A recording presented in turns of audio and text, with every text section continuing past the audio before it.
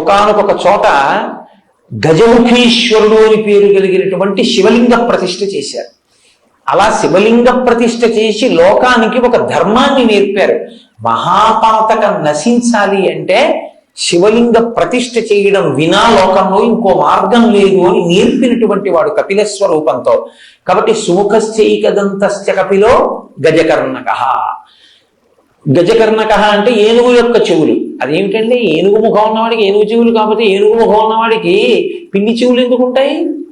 అలా ఎందుకు చెప్పడం అంటే, మీరు కొంచెం జాగ్రత్తగా గమనిస్తే లోకంలో మీరు ఏ దేవతా స్వరూపం దగ్గరికి వెళ్ళి చూడండి, వాళ్ళ చెవులు మీకు కనపడవు. ఎందుకు కనపడవో తెలుసా?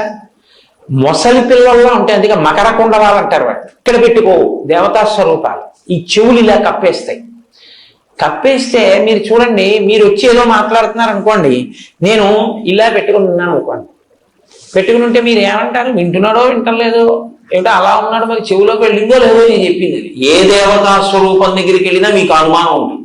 ఒక్క వినాయకుడి దగ్గర ఉండదు. ఎందుకో తెలుసా? కప్పబడని చెవులు ఉన్నవాడు ఆయన ఒక్కడే. ఏనుగు ముఖమున్నవాడివే కాదు, ఏనుగు చెవులు ఉన్నవాడివి. ఎందుకో తెలుసా? మేము ఏదన్నా చెప్తే వినపడుతోంది అనడానికి నువ్వు ఒక్కడివి బాగా మాకు నమ్మకస్తుడి.